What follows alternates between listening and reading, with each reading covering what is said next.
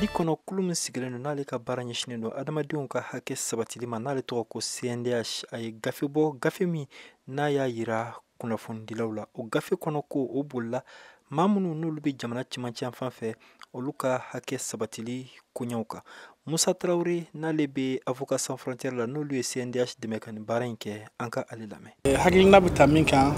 o de ye ka taa Mali cɛmancɛ yan fan fɛ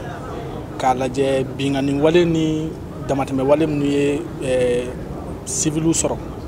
ka olu ɲini k'olu ɲɛdɔn k'o mɔgɔw ɲini k'olu dɔn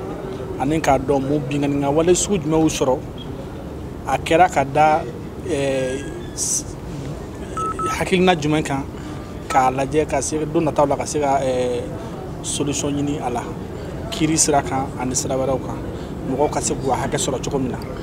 rapport kɛkunba dɔ y'o ye. Ni baara min n'ale daminɛna décembre kalo san 2021 ka taa ban février kalo san 2022 ale kɛra dugu 19 la Bamakɔ, Mopti ani Segu o mara kɔnɔna la.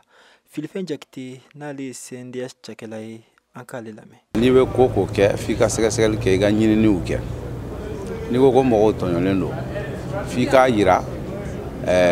ka daluyaw yira minnu b'a yira ko minnu b'a sɛmɛntiya ko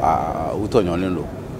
o siratigɛ de la an bɛ ɲininiw kɛ n'an ye ɲininiw kɛ an bɛ gafe bɔ an dɛmɛɲɔgɔnw b'an dɛmɛ o baara ninnu na gouvernement yɛrɛ de bɛ an ka baaraw musaka d'an ma nka o t'a bɔ kuma dɔw la an dɛmɛɲɔgɔnw bɛ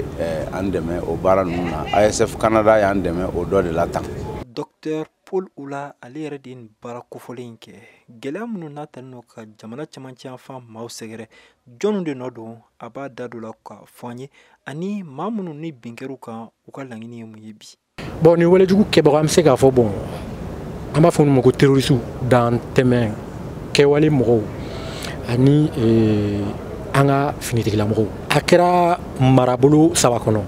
Moti, Segu ani Bamako nka marabolo saba in kɔnɔna la an ye dugu 19 de kɛ. Ni gafe in yiralen kɔfɛ kunnafonidilaw la don n'a nataw la CNDH maaw y'a yira k'a fɔ mun ye jamana ɲɛmaaw ye ani kɛrɛnkɛrɛnnenya sariya tigilamaw nin gafe in a n'a yira olu la cogo min na maliden minnu ni gɛlɛya talen don k'olu sɛgɛrɛ olu ka hakɛw o bɛ se ka sabati cogo min na. Mohamed Daɲoko VOA tɔgɔ la ka bɔ Bamakɔ.